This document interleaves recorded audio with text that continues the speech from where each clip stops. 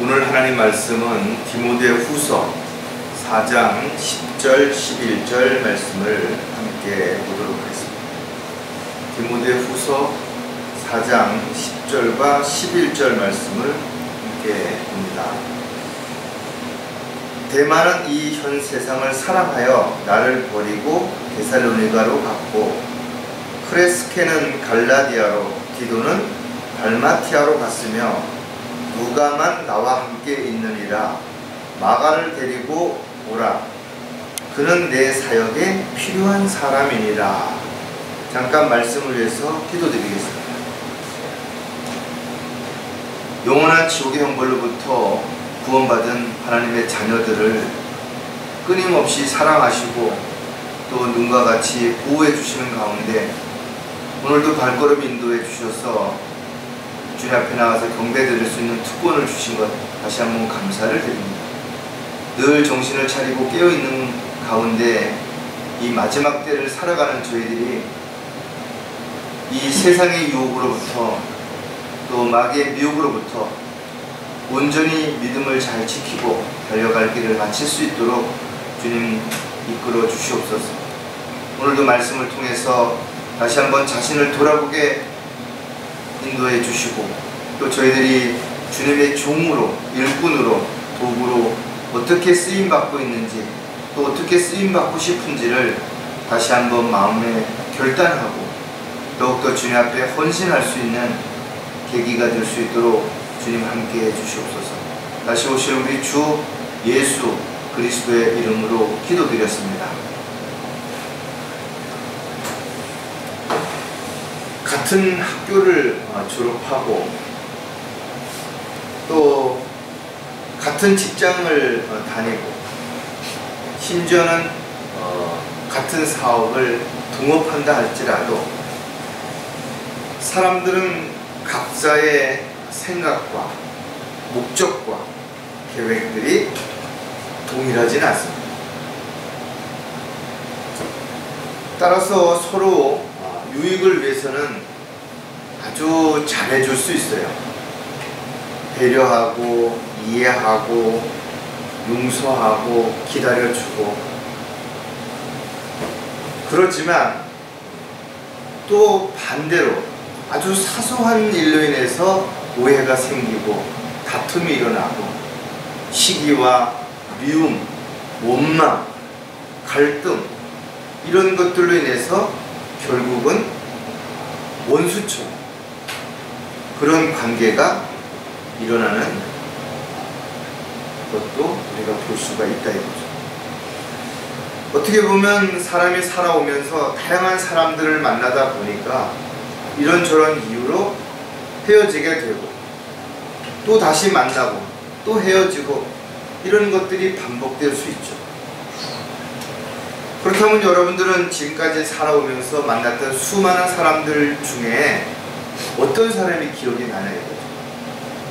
아마 어느 날 여러분들이 문득 어떤 사람이 생각날 수도 있고 또 그런 사람으로 인해서 내가 그때 정말 힘들었는데 도움을 받았다든지 어려울 때 큰 위로가 됐다든지 또 어떻게 할지 몰라 갈등하고 낙담하고 그럴 때 용기를 얻었다든지 그런 사람이 있는가 하면 반대로 정말 열심히 살고 잘해보려고 노력하는데 걸림이 됐거나 방해가 됐거나 또 자신의 공을 가로챘거나 유익을 또한 챙겨가는 이런 일들로 인해서 상처를 받고 힘들었던 그런 나쁜 영향을 준 사람들도 분명 있었을 것입니다. 사람이 모이는 데는 아주 다양한 사람들이 모이는 거예요. 겉모습만 보고 함부로 판단할 수도 없지만 또 드러나는 어떤 결과만 가지고 너무 어떤 사람을 신뢰하고 또 그 사람을 너무 따르는 것도 참으로 어려운 상황에 부딪힐 수도 있다라는 것입니다. 우리가 바울 서신서를 통해서 사도 바울의 행적을 잘 알 수가 있어요. 특히 사도행전을 우리가 읽어보면 왜 예수님께서 사도 바울을 불렀는지 그를 선택한 그릇이라고 표현하면서 이방인들과 또 유대인들에게 복음을 증거하기 위해서 그렇게 선택하셨다고 기록하고 있죠. 실질적으로 사도 바울은 온 생애를 주님의 사역을 위한 복음 사역에 자신의 모든 것을 다 내어준 사람인 것이 분명하죠. 그래서 우리는 많은 부분에서 사도 바울을 통해서 배울 것들이 많을 뿐만 아니라 사도 바울이 쓴 지역교회에 보낸 편지를 통해서 우리는 그리스도인들이 어떤 자세로 또 어떤 마음가짐으로 어떤 일을 하면서 살아가야 될지에 대한 실전적인 지침들을 정확하게 잘 배우고 있는 것도 사실인 것입니다. 그렇다면 과연 사도 바울과 함께했던 많은 동역자들이 모두 다 사도 바울에게 유익했고 도움이 됐고 힘이 됐고 위로가 됐느냐? 그렇지 않은 동역자들도 있었다라는 거죠. 함께 처음에는 정말 잘했지만 때로는 힘들게 하거나 어렵게 하거나 또 방해를 하거나 이런 사람들도 분명 있었다라는 거죠. 오늘 본문은 특히 사도 바울이 디모데 후서를 통해서 자신의 생애가 이제 얼마 남지 않았다라는 것을 직감하는 그런 상황에서 디모데에게 편지를 하면서 몇 가지 당부와 또 자신의 그 안타까운 마음을 표현하는 그런 내용들로 기록된 가운데 함께했던 동역자들에 대한 이야기를 지금 여기에서 언급하고 있는 것입니다. 그래서 오늘 우리는 사도 바울이 언급했던 이 동역자들의 이름을 한 사람씩 좀 살펴보면서 과연 사도 바울과 함께 동역했던 이 사람들이 어떤 상황에서 또 어떤 일들이 있었는지를 우리가 교훈으로 얻고자 하는 겁니다. 오늘 설교 제목은 어떤 동역자로 기억될 것인가? 사도 바울에게 기억됐던 이 동역자들, 그리고 그 이후에도 사도 바울이 편지를 쓰면서 늘 무난 인사를 했던 동역자들이 상당히 많이 있죠. 근데 그 중에 알렉산더와 같은 사람들도 있었다라는 거예요. 그를 어떻게 표현하고 있나 보면, 불의 세공자 알렉산더가 내게 많은 해를 끼쳤으니 주께서 그의 행위대로 그에게 갚으시리라. 나도 그를 경계하라. 너도 그를 경계하라. 그가 우리의 말에 심히 대항하였느니라. 이렇게 하나의 사도 바울이 디모데에게 조심하라는 내용과 함께 그가 어떤 일을 했는지에 대한 부분을 아주 간단하게 기록을 하고 있는 것입니다. 사도 바울이 복음을 전파하는데 가장 방해를 했던 사람들은 다른 사람이 아니라 유대인들이었습니다. 예수 그리스도를 못 박아 십자가에 매단 사람도 유대인들이었다. 그들도 하나님을 알았고 하나님을 기다렸다라고 성경에 기록이 되어 있는데도 불구하고 그들은 올바른 성경적인 지식을 따라서 그렇게 열성을 낸 것이 아니라 자신의 기득권을 채우기 위해서, 그것을 지키기 위해서 그렇게 말도 안 되는 일들에 앞장을 섰던 것을 볼 수가 있죠. 따라서 오늘날도 마찬가지로 복음 사역을 방해하는 자들이야말로 가장 악한 자들이에요. 아무리 좋은 말로 표현을 하고 미사여구를 쓰고 또 인간적인 어떤 친절이라든지 이런 걸 가지고 한다 하더라도 복음을 막는 것이야말로 가장 악한 일이죠. 왜? 하나님께서 원하시는 일이고 모든 사람들이 구원받기를 하나님께서 진정으로 바라시기 때문에 그렇다라는 거예요. 더 나아가서 하나님의 뜻대로 살려고 하는 형제 자매들을 실족시키는, 또 영적으로 성장하지 못하도록 방해하는, 또 지역교회가 분열되게 만드는, 그래서 실족하게 만들어서 세상으로 돌아가게 만드는 사람들이야말로 정말 어떤 말을 가지고 변명한다 하더라도 한마디로 말해서 마귀의 종일 수밖에 없다라고 표현할 수밖에 없는 것이다. 저와 여러분은 주 안에서 분명 이 마지막 때에 부르심을 받은 하나님의 일꾼으로서, 서로 동역자로서 주님이 맡겨주신 일들을 잘 감당하다가 주님 부르실 때 주님께로 가야 되는 것이죠. 그렇다면 저와 여러분이 각자에게 주어진 일을 어떻게 감당하면서 또 어떤 동역자로 살 것인가를 한 번쯤 생각해 봐야 되는 거죠. 왜? 자신의 삶을 통해서 많은 형제 자매들이 영향력을 받을 때 좋은 영향력을 받을 수도 있지만 반대로 나쁜 영향력을 받을 수도 있기 때문에 그렇다라는 거예요. 우리가 지나간 발자취들은 우리의 기억 속에서는 잊어버릴 수 있을지는 모르지만 하나님 다 기억하고 계시고 또 그 뿌려진 열매들이 지금 당장 아니더라도 언젠가는 또 아름다운 열매로 맺어질 수도 있기 때문에 절대로 손을 위해서 여러분들이 열심을 냈다면 낙담할 이유도 없고 또 여러분들이 기도하고 또 열심히 헌신적인 삶을 사는 그 열매들로 인해서 지금 당장 어떤 유익이 없다 하더라도 반드시 주님은 우리를 기억하고 있다가 상과 유업으로 보상해 주실 것이 분명하다. 따라서 저와 여러분이 오늘 사도 바울이 거론했던 세 부류의 사람들, 즉 세 사람의 동역자를 한 사람씩 살펴보면서 우리가 교훈을 얻고 또 우리 스스로를 각성하는 그런 계기가 됐으면 좋겠어요. 자, 어떤 동역자로 기억될 것인가? 첫 번째, 믿음의 대열을 떠난 동역자다. 이런 사람들이 의외로 많이 있습니다. 그 대표적인 이름이 바로 데마라고 하는 사람이었는데, 데마가 처음에 보면 열심을 내서 사도 바울을 따라다니면서 많은 일들을 했던 것을 알 수가 있어요. 그러나 어느 순간에 다시 세상으로 돌아간 그리스도인들의 예표가 된 것이다. 그렇다면 그가 왜 하나님의 뜻과 계획 가운데서 열심히 헌신적인 삶을 살다가 세상으로 돌아가는가? 그 이유를 성경은 간단하게 기록하고 있죠. 바로 세상을 사랑했기 때문이라고 기록하고 있는 것입니다. 지금 어디에서 무엇을 하며 어떻게 살고 있는지 잘 알 수 없지만 지역 교회 안에서 함께 경배 드리고 기도하고 찬양 부르고 또 함께 거리에 나가서 설교도 하고 복음을 전했던 많은 형제 자매들이 있다. 나름대로는 어떤 이런저런 핑계와 이유를 대서 세상으로 돌아갔지만 그래서 세상에서 지금은 좀 더 육신적으로 잘 먹고 잘 살기도 하고 사람들 앞에 인정받고 대접받고 살 수도 있겠지만 그러나 참으로 안타깝다. 데마 역시 마찬가지로 그렇게 세상으로 돌아간 것이고 그가 세상으로 돌아간 이유가 세상을 사랑했다라고 말한대요. 성경은 분명 세상도 세상에 있는 것들도 사랑하지 말라고 기록하고 있는 것처럼 오늘날도 많은 사람들이 이와 같은 사실을 알면서도 스스로 믿음의 대열을 떠나서 세상으로 돌아가는 것이에요. 그리스도인들이 세상이나 세상에 있는 것들을 사랑해서는 안 되는 이유가 한마디로 말하면 결국은 하나님과 원수가 되기 때문에 그렇다라는 거예요.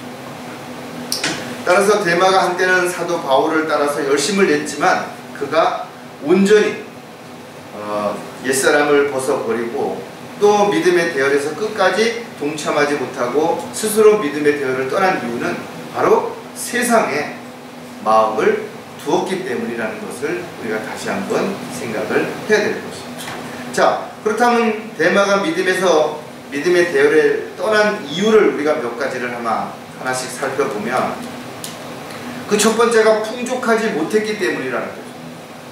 어떻게 보면 데마는 사도들이 행하는 기적과 이적을 보면서 정말 나도 저렇게 사도 바울과 같이 능력을 받아서 저런 일을 한다면 얼마나 좋겠는가 이렇게 생각을 했을 수도 있어요.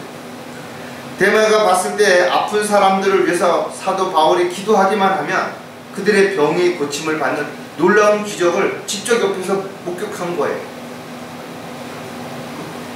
어떻게 보면 1억 천금을 벌 수 있을 것처럼 보일 수도 있죠. 그런데 실질적으로 시간이 지나면서 사도 바울과 함께 복음을 전파하고 진리를 증거하는 삶이 반복되다 보니까 풍족한 삶을 살 수 있을 거라는 생각과는 전혀 다르게 오히려 사도 바울은 여러 가지 고난과 어려움을 겪는 모습만 보게 된 것입니다. 사도행전 19장 11절부터 12절에 보면 하나님께서는 바울의 손을 통해 비상한 기적들을 행하여 행하게 하셔서 심지어는 그의 몸에서 손수건이나 앞치마를 가져다가 병자에게 대기만 해도 질병이 떠나고 또한 악령들도 그들에게서 나가더라. 얼마나 놀라운 일이냐 이거죠. 직접 손을 댄 것도 아니라 손수건 앞치마만 대도 이런 일들이 벌어졌다라는 거죠. 하지만 여러분들이 아시는 것처럼 사도들의 이러한 기적들을 행하는 것들은 우리가 사도적 특성이라고 말하는데, 성경이 기록될 때까지만 예수 그리스도를 증거하기 위해서 하나님께서 함께한다라는 하나의 증거로 보여준 특권이라는 것입니다. 그러나 이것이 어느 시점에 가서는 없어진 것입니다. 대만은 사역에 동참하는 동안 결국 물질적으로 풍족하지 못했던 것입니다. 오히려 힘들었죠.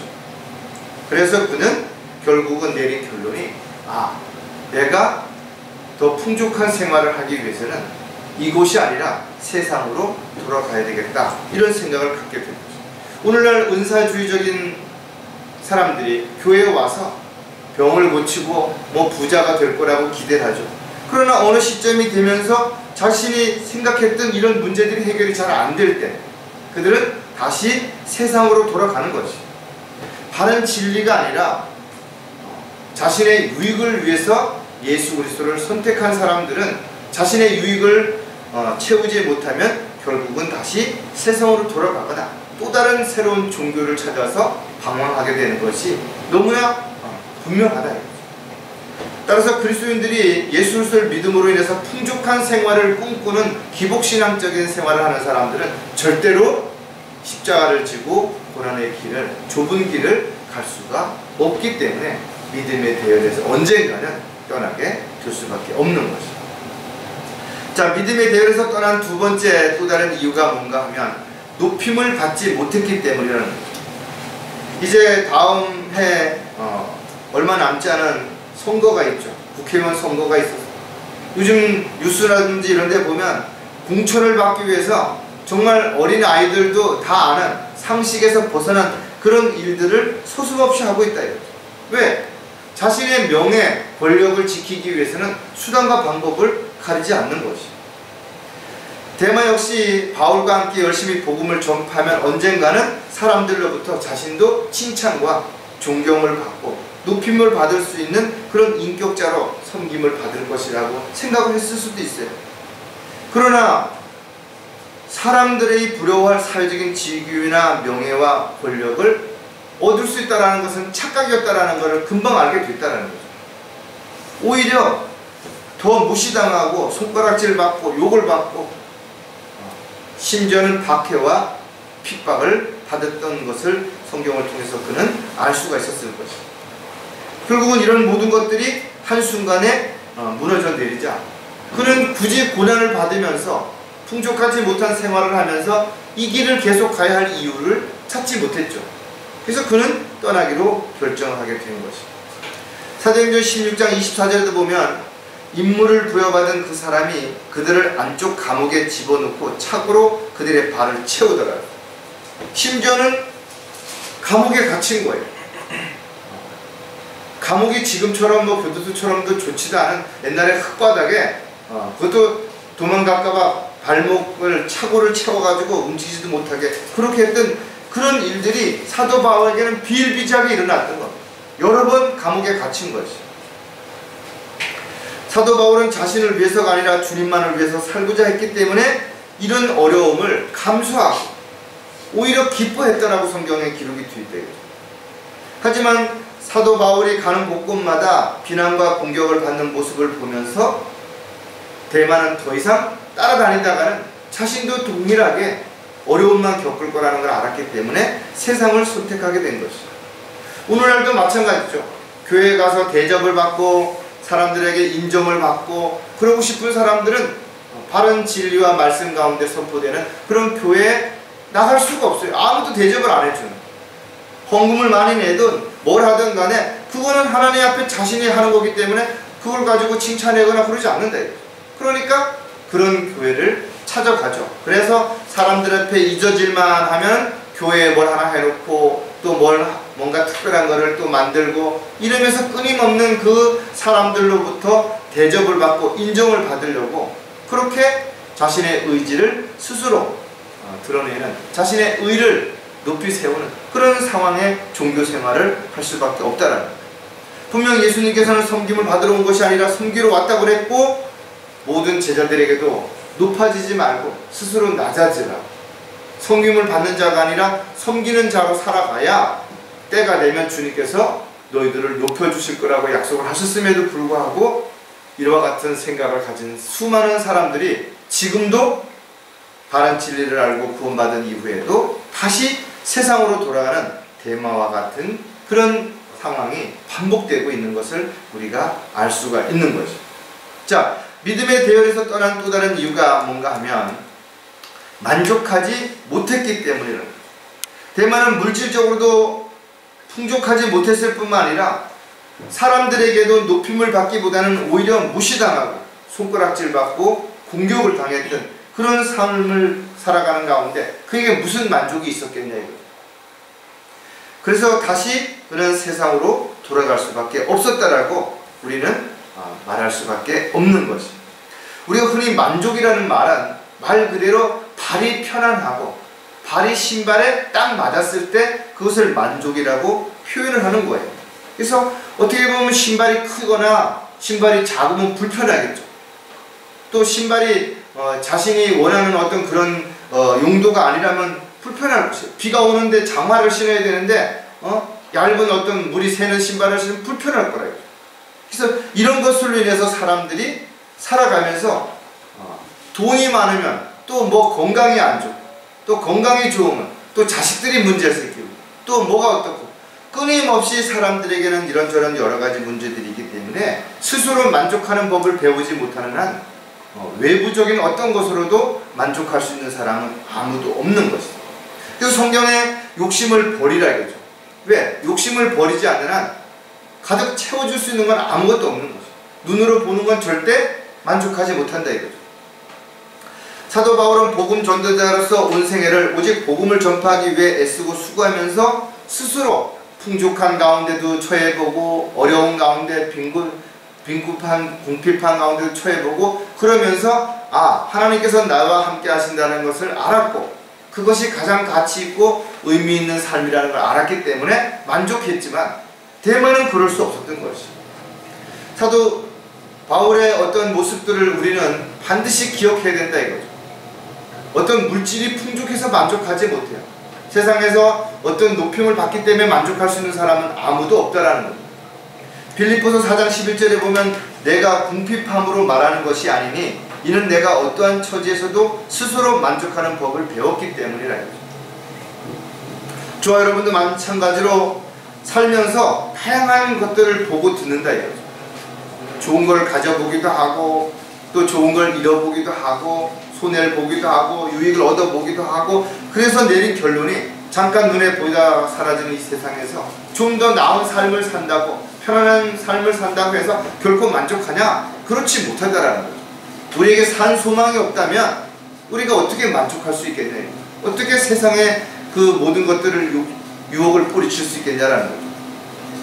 대만은 이러한 자신이 하는 모든 일들에 대해서 풍족하고 높임을 받고 세상으로부터 뭔가를 얻기 위한 그런 마음을 버리지 않았기 때문에 결국은 만족할 수 없었고 그런 세상으로 돌아갈 수밖에 없는 그리스도인들의 육신적인 그 모습들을 그대로 보여주는 예표가 되는 것을 통해서 우리는 이러한 데마와 같은 동역자로 기억되지 않기 위해서 우리가 세상도 세상에 있는 것들도 사랑하지 않고 스스로 주님 안에서 주시는 것들에 감사하고 만족하는 법을 배워서 살아가는 저와 여러분이 반드시 되어야 되는 거죠. 자, 어떤 동역자로 기억될 것인가? 두 번째, 믿음을 다시 돌이킨 동역자라는 것이죠. 두 번째 예표로 살펴볼 수 있는 사람이 바로 마가입니다. 마가는 예수님의 12 제자 중에 한 사람이었다는 걸 알고 있고 그의 이름은 때로는 요한이라고 불려지기도 했어요. 어떻게 보면 AD 57년에서 63년경에 마가복음을 기록한 사람이 바로 마가입니다. 그래서 마태는 왕으로 오신 예수님에 대한 부분을 조명하면서 기록했다면 마가는 종으로 오신 예수님을 초점을 맞춰서 기록을 해놓은 것이기 때문에 우리가 사복음서를 읽을 때도 마찬가지로 종으로 오신 예수님, 왕으로 오신 예수님, 인자로 오신 예수님에 대한 그것들을 우리가 잘 분별했을 때 우리가 비록 지금 왕같은 제사장이고 하나님의 자녀이지만 그러나 또한 우리는 종이요 일꾼으로서 살아간다는 것도 반드시 기억을 해야 될 것입니다. 마가 역시 처음에는 주님을 따르며 헌신적인 삶을 살았어요. 그러나 바울과 함께하는 복음 사역 중에 적절한 핑계를 앞세워서 예루살렘으로 돌아갔던 것을 볼 수가 있어요. 어떻게 보면 많은 사람들이 처음엔 열정을 가지고 시작을 하죠. 그러나 하다 보면 힘들고 어렵고 또 여러 가지 문제에 부딪히게 되면 슬며시 이런저런 핑계를 앞세워서 어쩔 수 없었다.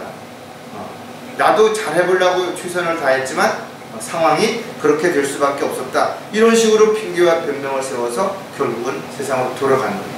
하지만 분명한 것은 우리가 어떤 고난과 역경과 시련에 처한다 하더라도 반드시 주님께서 우리를 거기서 구해내시고 돌봐주시고 보호해주시고 필요한 것들을 공급해 주시겠다고 약속했는데도 불구하고 인간적인 방법, 세상적인 생각을 가지고 보면 결국은 세상으로 돌아가는 또 다시 뭔가 문제를 일으킬 수밖에 없는 결과를 가져올 수 있어요.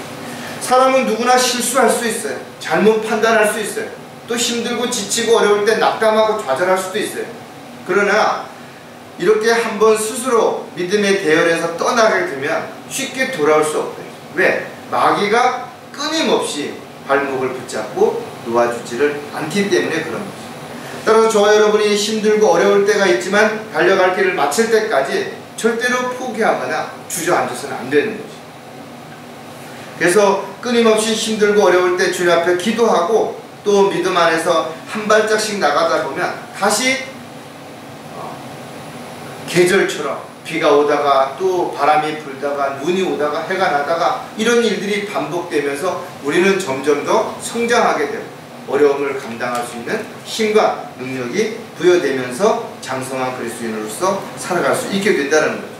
어떤 사람도 끝까지 아무런 갈등도 방황도 하지 않고 평생을 오직 주님만을 바라보고 주님 앞에 헌신하며 살아가는 사람은 없어요. 사도 바울도 갈등을 느낀 적이 있고 너무 힘들고 어려울 때 차라리 자신의 생명이 끝났으면 좋겠다라고 생각한 적도 있었다 이거죠. 따라서 중요한 것은 그리스도인들이 무엇을 얼마만큼 잘못했느냐보다 더 중요한 것은 스스로가 잘못을 알았을 때 특히 성령께서 알려줬을 때 즉시 돌이키는 거죠. 자백하고 돌이키는 것이 훨씬 중요하고 또 그렇게 했을 때 더 단단해지고 더 헌신적인 삶을 살아갈 수 있게 되는 거죠. 자, 믿음을 다시 돌이킨 이유도 우리가 몇 가지를 생각해 보면 첫 번째가 합리화시킬 수 없기 때문이라는 거죠. 자신이 영적으로 영적인 지식을 가지고 있고 하나님을 두려워하는 이상 처음에는 핑계를 대서 세상으로 돌아가서 이러쿵저러쿵 자기 하고 싶은 대로 했는데 시간이 지나면서 누처럼 혼이 괴로워 죽을 지경이 된 거예요. 마가 역시 스스로 어떤 어려움에 처했던 간에 그곳이 육신적으로는 좀 편했을지 모르지만 마음은 그렇지 않았던 것을 볼 수가 있다. 물론 사도 바울이 1차 여행 시에 보면 많은 힘들고 어려운 일들이 있었던 것을 우리가 분명히 알 수가 있어요. 특히 마가에게 일어났던 많은 일들도 우리가 충분히 한 번쯤 생각을 해보고 함부로 마가를 비난하거나 손가락질해서는 안 된다는 거예요. 고린도후서 11장을 보면 사도 바울이 이렇게 고백하는 내용을 볼 수가 있어요.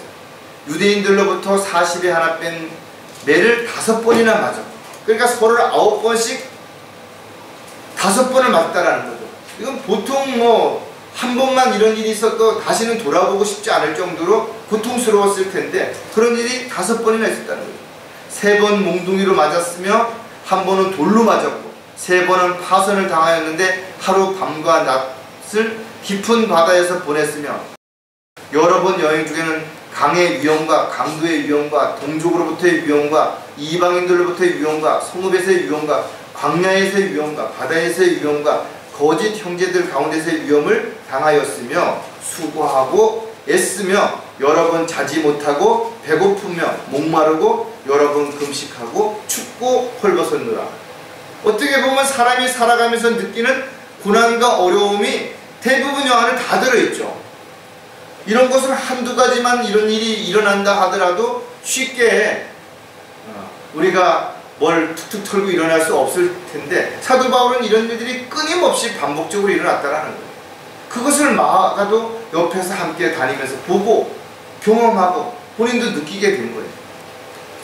사도행전 13장 13절에 보면 그 바울과 그의 동료들은 파포에서 떠나 팜빌리아에 있는 퍼가에 왔으며 요한은, 지금 마가라고 하는 사람이죠, 그들을 떠나 예루살렘으로 돌아갔더라.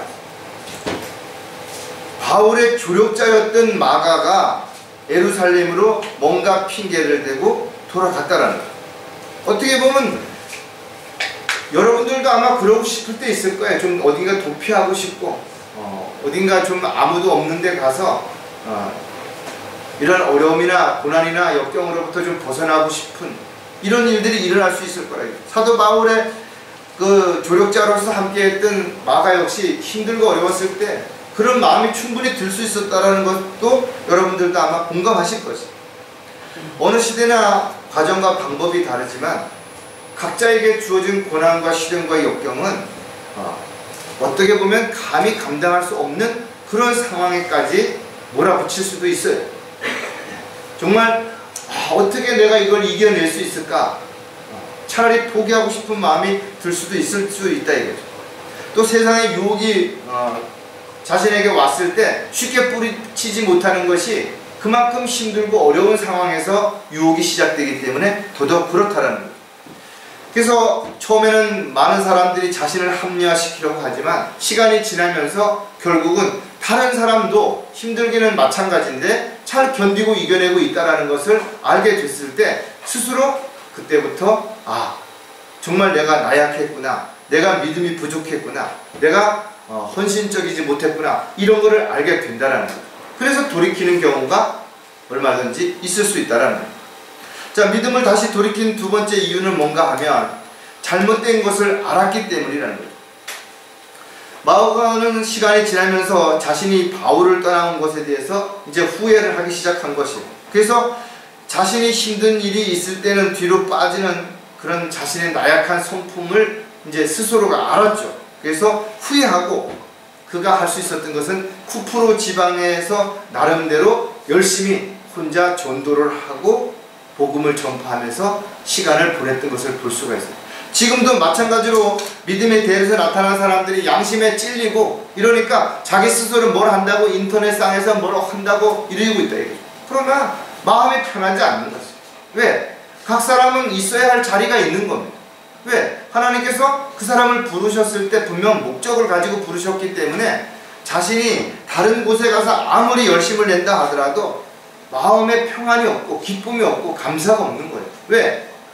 늘 내가 지금 있어야 할 자리가 아니라는 것을 알고 있기 때문에 그런 거죠.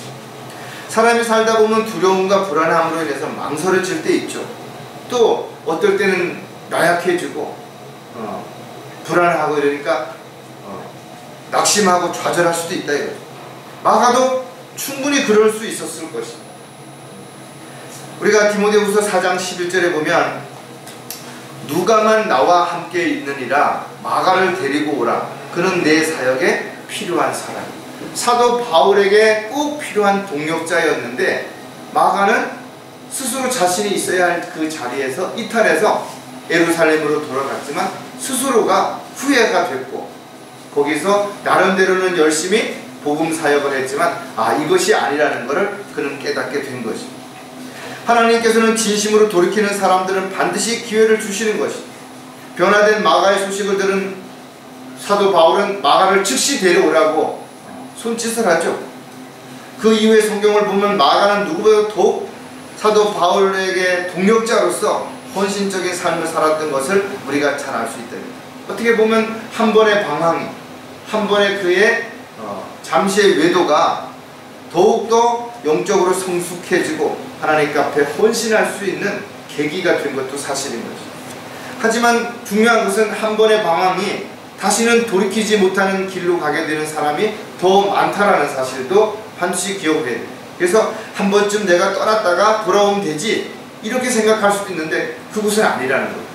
오히려 한 번 떠났다가 돌아오는 사람들은 아주 적은 숫자이라는 것도 우리가 한 번쯤 생각을 한다면 우리가 즉시 어떤 일이 벌어졌을 때 자백하고 돌이키고 또 부족한 부분이 있다면 하나님 앞에 기도함으로 인해서 필요한 것들을 공급받는 것이 필요한 것이지, 내 힘으로 내 방법대로 뭔가를 하려고 하다가 그 다음에 뒤늦게 돌이키는 것은 훨씬 먼 길을 돌아가야 되는 것이고, 또 돌아오는 길이 훨씬 멀고 험난하고 많은 방해가 있기 때문에 그만큼 돌아오기가 힘들다는 것도 반드시 우리는 기억을 해야 됩니다.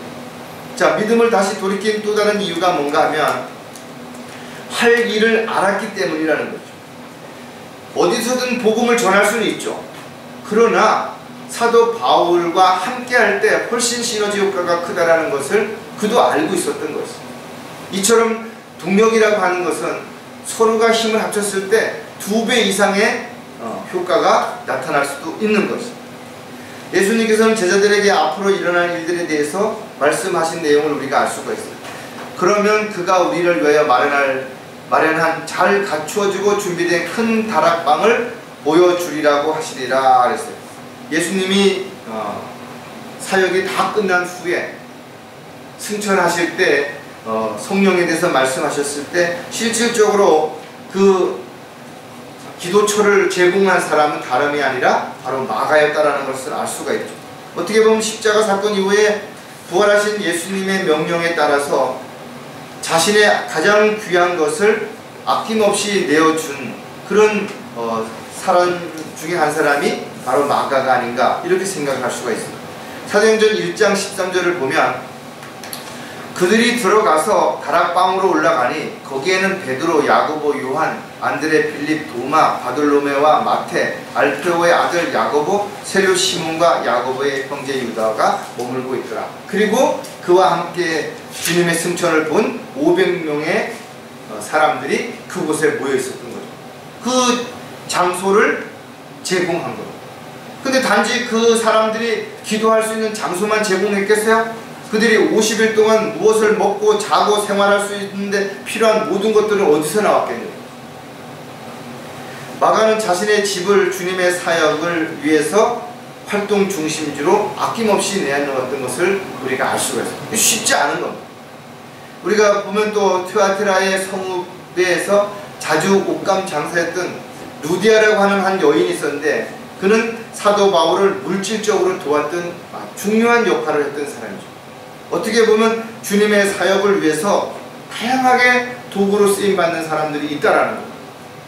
이렇게 하는 것만이 주님의 사역이라고 주장하는 사람이 있다면 그는 너무나 교만하거나 자만하거나 아니면 하나님의 말씀을 모르는 것이죠. 하나님의 사역들이 이루어지고 또 지역교회가 활성화되고 또 주님의 사역이 지속적으로 선포되기 위해서는 각자 자신의 역할을 충실히 하는 수많은 동력자들이 있을 때 그것이 가능하다라는 것을 우리는 분명히 알고 있고, 또 이런 일들을 위해서 헌신적인 자신의 모든 걸 아낌없이 내어놓는 그런 형제 자매들 중에는 바로 이렇게 믿음의 대열에서 떠났다가 자신이 스스로 깨닫고 돌이킨 사람들이 훨씬 더 헌신적인 삶을 살아간다는 것도 우리가 분명하게 알 수가 있죠.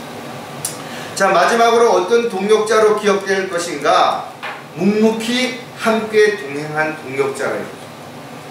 마지막으로 살펴볼 동력자는 바로 누가입니다. 누가는 그의 직업이 의사였다라고 성경에 기록이 되어 있죠. 우리가 흔히 의사하면 사회적으로나 경제적으로 풍족한 삶을 살 수 있는 아주 특별한 계층 중에 한 부류예요. 오늘날도 많은 사람들이 그렇지만 의사가 되고 싶어 하는 게 이와 같은 부와 명예와 권력을 다 갖고 싶은 거예요. 물론 헌신적으로 봉사하는 훌륭한 의사들도 많이 있지만 누가는 언제 어떻게 예수님을 믿게 되었는지 우리가 알 수가 없어요. 그러나 분명한 것은 좋은 직업을 가지고 있었음에도 불구하고 자신의 유익을 위해서 잘 먹고 잘 살 수 있었는데도 불구하고 그렇게 살지 않고 주님의 제자로 또 사도 바울의 복음 사역을 돕는 동력자로서 생애를 그렇게 함께 했다라는 것을 우리가 알 수가 있죠. 어떻게 보면 누가는 또 주님과 함께 했던 그 기간에 보고 들은 것들을 누가복음과 사도행전을 기록함으로 인해서 많은 사람들로 하여금 그 당시에 어떤 일들이 있었는지를 정확하게 기억할 수 있고 또 그것을 알 수 있도록 지금도 도움을 주고 있는 것이 분명하다. 또 사도 바울이 전도 여행을 할 때 특히 그가 육신적인 눈에 문제가 있었을 때 항상 의사의 도움이 필요했는데 누가가 항상 그 역할을 했다라는 거예요. 어떻게 보면 사도 바울은 누가 한 사람을 치료해주고 건강을 돌봐준 것처럼 보일 수 있었을지 모르지만 누가가 그렇게 함으로 인해서 사도 바울이 건강하게 끊임없이 복음을 선포해서 수많은 사람을 주님께로 이겨올 수 있도록 해줬다는 것은 역시 사도 바울이 일한 그 일에 대해서 동력자로서의 얼마나 많은 역할을 했는지도 우리가 분명히 알 수가 있죠. 마찬가지로 지역교회도 마찬가지예요. 목사가 잘해서 어떤 일에 결과를 나타냈다 하더라도 그 결과가 이루어지기까지 지체들의 도움이 없었다면 불가능할 수도 있다. 그래서 결국은 모두가 함께 주님 앞에 갔을 때는 거기에 대한 상과 유업에 대한 자신이 한 모든 일에 대한 보상이 반드시 뒤따라지게 될 것이 분명하다. 하나님의 사역은 특정한 장소에서 특정한 일만 할 수 없고 다양한 일들을 해야 되기 때문에 교회 안에는 다양한 지체들이 반드시 필요합니다. 또 다양한 재능과 은사를 가진 지체들이 함께 할 때 그 교회가 더욱 강성한 교회가 되고 주님의 사역을 이루어갈 수 있는 그런 하나님의 피로 세운 지역교회가 될 수 있다. 자, 묵묵히 함께 동행한 이유도 우리가 몇 가지를 생각해 보면 사도 바울은 힘들고 어려울 때마다 가장 가까이 있었던 누가를 통해서 위로와 힘을 얻었을 뿐만 아니라 많은 도움을 받았겠죠.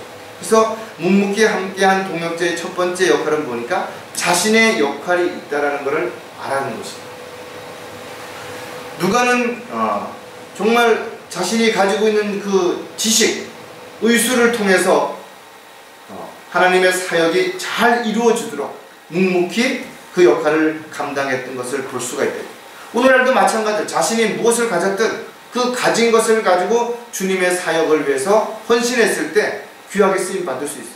그것이 물질이든 그것이 어떤 재능이든 건강이든 능력이든 시간이든 무엇이든지 마찬가지라 이거죠.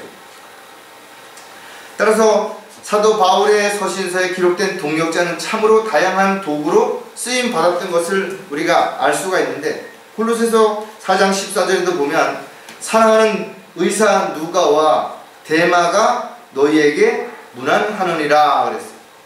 누가는 바울 한 사람을 치료한 것으로 끝난 것이 아니라 그를 통해서 하나님의 사역이 지속적으로 이루어질 수 있는 가장 큰 역할을 한 동역자가 됐던 것을 볼 수가 있는 것입니다. 하나님의 사역은 혼자 하는 것이 아니라 다양한 형제 자매들이 서로 세워주고 또 힘을 주고 위로해주고 용기를 주고 또 마귀의 공격과 세상의 유혹을 같이 대항할 때 그 일들이 온전하게 이루어질 수 있게 되는 거지. 따라서 모든 그리스도인들은 가장 자기가 잘할 수 있는 일, 또 자기가 지금 당장 할 수 있는 일, 그리고 그것이 주님께서 꼭 필요한 일에 헌신하는 것, 이것이 가장 잘하는 것이다. 자기 스스로 자기가 원하는, 자기가 하고 싶은 일을 하면서 하나님께서 원하시는 일이라고 이야기하는 것은 결코 그것은 헌신이 될 수가 없다라는 것. 자, 묵묵히 함께 동행한 이유가 또 뭔가 하면 고난을 견뎌내야 하기 때문이라. 그러니까 누구든 고난이 왔을 때 도망가거나 피하면 안 되는 것이. 왜? 하나님께서 그 고난을 허락하신 것이라면 반드시 견디고 이겨냄으로 인해서 더 성숙해지든지 더 온전해지든지 더 강성한 그리스도인이 돼야 되기 때문에 그렇다라는 거예요. 성경을 보면 누가는 바울이 가는 곳이면 어디든지 함께 했던 것을 우리가 알 수가 있어요. 동역자로서 가장 중요한 것은 언제 어디서 무엇을 하든지 함께하는 거예요. 옆에 있다는 것만으로도 함께 누군가가 같이 간다라는 것만으로도 큰 위로와 힘이 될 수 있죠. 누가는 편하게 살면서 사역을 그냥 뒤에서 지원할 수도 있죠. 매달 뭐 돈을 지원한다든지 가끔 가다가 힘들 때 뭐 밥을 사준다든지 얼마든지 할 수 있었다는 거예요. 그런데 그렇게 하지 않고 스스로 고난받는 일을 자초하면서 사도 바울과 함께 감옥에도 가고 함께 굶기도 하고 매를 맞기도 하고 이런 모습들을 성경에서 볼 수가 있었던 거죠. 어떻게 보면 사도 바울보다 훨씬 더 힘들고 어려웠음에도 불구하고 묵묵히 그 일을 그는 감당해낸 것이다. 사도행전 27장 1절에도 보면 우리가 배로 이탈리아로 가야 될 것이 결정되니 그들은 바울과 다른 죄수들을 율리오라고 하는 아우구스로 부대의 백부장에게 인계하더라 그랬어요. 전도여행을 하는 동안 누가는 마케도니아에서 트로아로 또 그리고 소아시아 해안을 따라서 밀레토와 투로, 카이사라를 거쳐서 예루살렘까지 늘 함께 했던 것을 볼 수가 있죠. 결코 쉽지 않은 것이에요. 특히 사도 바울이 옥중에 있을 때 골로새서, 빌레몬서, 디모데 후서를 쓸 때도 함께 옆에 있었던 것을 그 내용에서 언급하고 있잖아요. 그러니까 어디든지 함께 했던 것이. 더 놀라운 것은 사도 바울이 순교한 후에 이스라엘 국경을 넘어서 이방 세계까지 복음이 전파되는 일에 누가가 크게 관심을 가지고 온전하게 헌신된 삶을 살다가 결국은 어디에선가 정확한 것은 모르지만 순교했다라고 이렇게 알려주고 있다. 묵묵히 자신에게 주어진 일을 그냥 열심히 하면서 자신이 감당해야 할 그 고난을 불평하거나 원망하지 않으면 그렇게 살았던 누가를 통해서 우리는 정말 많은 것을 배울 수 있게 되는 거죠. 묵묵히 함께 동행하는 또 다른 이유가 뭔가 하면 열매를 맺어야 하기 때문이라는 거죠. 어떤 것도 열매를 맺기 위해서 쉽게 맺어지는 건 없어요. 과일 하나가 열리는 것도, 그 다음에 곡식 하나가 열리는 것도 수많은 병충해와 싸워야 되고 수많은 기후와 싸워야 되고 여러가지 어렵고 힘든 그 과정들을 이겨내야만 비로소 열매를 맺게 되는 거죠. 많은 사람들이 구원을 받지 못하지만 구원을 받은 그리스도인들조차도 어느 정도 열정을 가지고 간증된 삶을 살다가 힘들고 어려워지면 소식도 없이 물거품처럼 사라지거나 세상으로 돌아가는 사람들이 얼마나 많은 것인가 이거죠. 정말 자신의 고난과 역경과 시련 속에서 열매 맺는 삶을, 간증된 삶을 살아가는 그리스도인들은 정말 많지 않죠. 예수님도 제자들에게 내가 올 때 믿음을 너에게서 보겠느냐 라고 말씀하신 것처럼 이제 다시 오실 때 정말 주님을 맞이할 믿음의 형제 자매들이 얼마나 될 것인가 이거죠. 성경은 마지막 때 많은 사람들이 진리를 저버리고 파선할 것이고 배교의 물결을 떠내려갈 것이고 진리를 돌이켜 허탄한 이야기에 귀를 기울일 것이고 이런 경고의 메시지가 끊임없이 일어나고 있다면 과연 끝까지 남아서 주님의 부르심을 받을 사람이 얼마나 될 것인가 이거죠. 사도행전을 기록함으로써 성령의 능력이 어떻게 역사하셨는지를 지금 저와 여러분에게 또 많은 사람들에게 끊임없이 알려주고 있는 이 귀한 사역을 사도 바울과 동행했던 바로 동역자 누가를 통해서 하나님께서는 이루신 것이래요. 단지 그냥 사도 바울을 도와주는 역할만 한 것이 아니라는 것이 하나님께서는 그와 같은 과정을 다 보게 하시고 그 내용을 기록하게 함으로써 더 놀라운, 그래서 쓰임이 다른 것이 사도 바울의 단지 동역자로서 도와주는 역할을 한 것이 아니라 함께 동역을 하면서 역할이 달랐다는 거예요. 사도행전 1장 2절에 보면 주께서 택하신 사도들에게 성령을 통하여 계명들을 주신 후 들려 올라가신 그 날까지의 모든 일을 기록하였노라. 사도행전을 보면 사도 바울과 함께 동행하면서 일어난 사실조차도 누가는 자세하게 기록하고 있죠. 만약에 그런 것을 누가 기록하지 않았다면 사도 바울이 어떻게 복음을 전했고 어떻게 고난을 당했고 어떤 역사가 일어나는지 어떻게 사람들이 알 수 있었겠어요. 따라서 그리스도인들의 삶은 어디서 무엇을 하든지 다 그대로 기록이 되어 있다. 그리고 그것을 근거로 해서 하나님께서는 심판을 하시면서 상과 유업을 주실 것이고 또 이 세상에 살고 있는 함께했던 지체들 기억 속에 기억되고 있겠죠. 또 어떤 사람이 글로 기억을 남겼다면 그것을 통해서 또 우리가 알 수 있을 것이다. 저와 여러분이 신앙생활을 하는 동안 주님을 통해 맺어지는 열매들이 끊임없이 크든 작든 간에 간증으로 반드시 드러나야 되는 거죠. 또 이와 같은 모든 행적들을 통해서 심은 대로 거둔다는 원칙을 분명하게 기억하고 있다면 저와 여러분은 열매를 맺기 위해서 고난을 당하는 건 지극히 감수해야 되는 것입니다. 또 이 세상에서 잘 먹고 잘 살기보다 오히려 십자가를 주고 주님을 따르기 위해서 자신을 부인하는, 자신을 버리는 이런 삶을 살지 않는다면 결코 우리가 주님의 영광에 참여할 수 없는 것도 너무나 당연하다. 주 안에서 형제 자매라 할지라도 서로 이해하고 배려하고 사랑하는 마음으로 함께 하지 않는다면 언제든 작은 오해가 분열을 일으키고 또 마귀의 어떤 이간질로 인해서 서로 다투고 분열을 일어나면 결국은 서로를 공격하는 이런 어처구니 없는 일들이 얼마든지 일어날 수 있기 때문에 성경은 뭐라 했어요? 주 안에서 서로 사랑하라, 뜨겁게 사랑하라는 겁니다. 그렇게 할 때 마귀의 공격을 우리가 방어할 수 있고 또 온갖 두려움을 쫓아낼 수 있기 때문에 얼마든지 우리가 주 안에서 참된 자유와 평안을 가지고 스스로 감사하며 소망 가운데 주님이 오시는 것을 기다리며 살아가는 저와 여러분이 분명히 될 수 있을 것입니다. 기도하겠습니다. 하나님 아버지, 저희들은 각자 능력도 다르고 또 받은 은사도 다르고 또 사는 곳도 또 하는 일도 나이도 성별도 다르지만 분명한 것은 저희들 각자가 이 마지막 때에 주님의 부르심을 받았고 또 지역교회 안에서 지체로서의 역할이 있기에 무엇보다도 자신이 있어야 할 자리, 해야 할 일이 무엇인지를 잊지 않고 살아가는 저희들의 삶이 되기를 간절히 구하고 원합니다. 또 주님의 사역에는 많은 동력자들이 필요합니다. 교회가 하는 모든 사역 외에 지체들 모두가 주 안에서 하나가 되어서 합심하여 협력하여 선한 일들을 이루어갈 수 있는 도구요, 종으로 일꾼으로 살아갈 수 있도록 인도해 주시옵소서. 또 세상의 모든 유혹을 뿌리치고 마지막 달려갈 길을 마치는 그 순간까지 단 한 사람도 나가거나 실족되지 않도록 서로를 위해 기도하고 또 사랑하고 배려하고 이끌어주는 가운데 모두 주님 앞에서 잘했다고 칭찬 들을 수 있는 강성령교회 모든 형제 자매들이 될 수 있도록 주님 도와주시옵소서. 다시 오실 우리 주 예수 그리스도의 이름으로 기도드렸습니다.